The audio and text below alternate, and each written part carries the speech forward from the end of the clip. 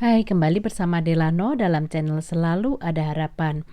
Pada video kali ini kita akan membahas mengenai manfaat bercerita pada anak-anak.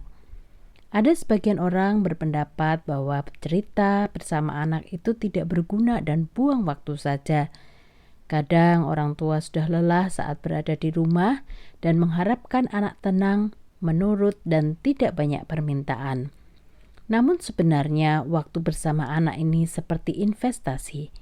Kita tidak menyadari manfaatnya saat itu juga, namun akan menyadari saat anak tumbuh dewasa. Salah satu aktivitas yang disukai anak-anak adalah mendengarkan cerita bersama orang tuanya. Penelitian menunjukkan bahwa anak usia dini sangat erat kaitannya dengan cerita. Bagi mereka, mendengarkan cerita adalah hal yang menarik dan mengasihkan. Ternyata hal ini membawa banyak manfaat bagi anak-anak. Apa saja manfaat bercerita bagi anak-anak? Yang pertama, membantu pembentukan pribadi dan moral anak. Cerita sangat efektif untuk mempengaruhi cara berpikir dan cara berperilaku anak karena mereka senang mendengarkan cerita walaupun dibacakan secara berulang-ulang. Hal ini akan membentuk cara pikir anak sesuai dengan nilai-nilai yang ditanamkan. 2. Menyalurkan kebutuhan imajinasi dan fantasi. Anak-anak membutuhkan penyaluran imajinasi dan fantasi tentang berbagai hal yang selalu muncul dalam pikirannya. Pada usia prasekolah merupakan masa-masa aktif anak berimajinasi. Tak jarang anak mengarang suatu cerita sehingga oleh sebagian orang tua dianggap sebagai kebohongan. Hal ini menunjukkan bahwa sebenarnya imajinasi anak-anak sedang membutuhkan penyaluran.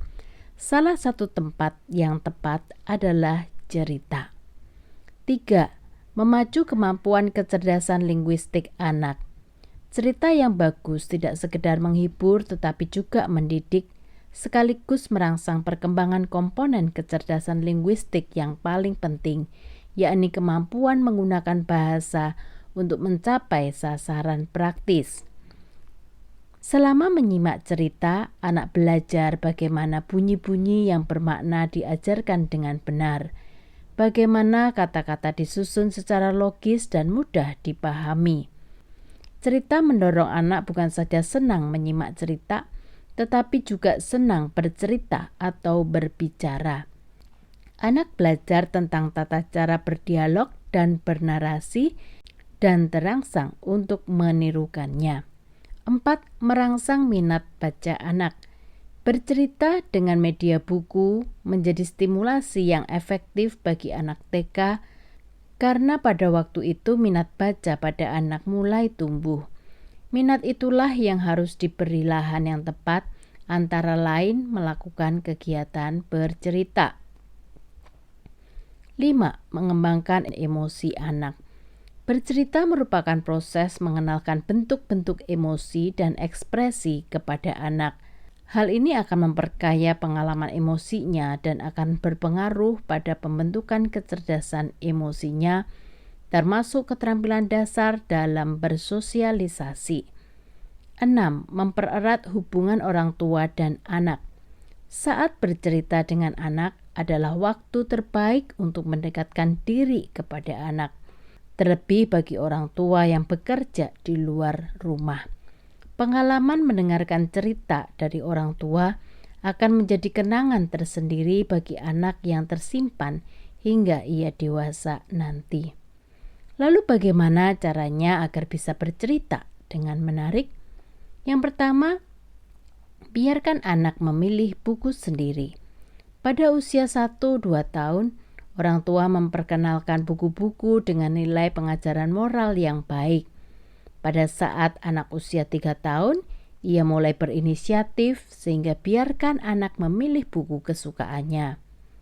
Ada anak yang suka dengan dinosaurus, ia akan meminta dibacakan buku tentang dinosaurus. Namun ada juga anak perempuan yang suka dengan cerita princess. Belikan beberapa buku kesukaannya. Dengan demikian, membaca cerita adalah kegiatan yang menyenangkan untuknya. Anak tidak akan bosan dengan buku kesenangannya. Kedua, atur suara dan intonasi. Cerita yang disampaikan dengan suara yang datar tentu tidak menarik untuk anak-anak. Anak akan lebih tertarik jika penyampaian cerita diiringi dengan suara yang pas. Pelankan atau kencangkan suara sesuai situasi yang ada pada alur cerita. Ceritakan dengan nada girang ketika ada tokoh yang bersuka cita. Sebaliknya, sampaikan dengan nada yang sedih dan perlahan jika ada yang tidak menyenangkan. Cara membaca pun perlu diperhatikan. Kata hore akan berbeda jika dibaca hore dengan nada pendek atau dibaca hore dengan nada panjang dan suara riang. Hal ini akan membuat anak-anak tertarik dengan cerita. 3. Libatkan anak dalam cerita. Saat mendongeng, jangan jadikan anak hanya sebagai pendengar. Cara ini akan membuat mereka lebih pasif dan sulit berimajinasi karena tidak terlibat langsung di dalamnya. Disinilah orang tua dituntut untuk berimprovisasi dan menciptakan suatu keadaan di mana anak bisa ikut terlibat dalam cerita. 4. Membaca sambil belajar. Setelah membaca satu alur cerita, cobalah tes kemampuan anak. Apakah anak dapat menangkap cerita dengan baik? Kita dapat mencoba tanya jawab dengan membuka lembaran buku yang ada, sehingga anak dapat mengingat kembali apa yang diceritakan. Tentu akan lebih menarik jika membaca sambil belajar. Pergunakanlah kesempatan mendampingi anak-anak saat mereka kecil, karena ini akan berdampak pada masa dewasanya. Seperti apa yang ditulis dalam buku kebijaksanaan, didiklah orang muda menurut jalan yang patut baginya, maka pada masa tuanya pun ia tidak akan menyimpang daripada jalan itu. Oke, sampai di sini video pembelajaran kali ini. Salam dari Delano dan ingat, selalu ada harapan.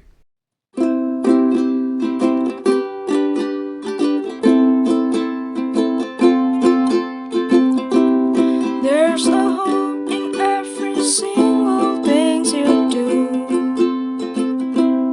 There's a hope in every single thing I do. So don't give up and face all things in front of you. Just pray and do your best in every single thing you do. Even if you face the stormy cloud and you feel sad, lonely and down, just remember that you're not alone. There's a hope in every single thing you do. There's a hope in every single things I do. So don't give up and face all things in front of you. Just pray and do your best in every single things you do.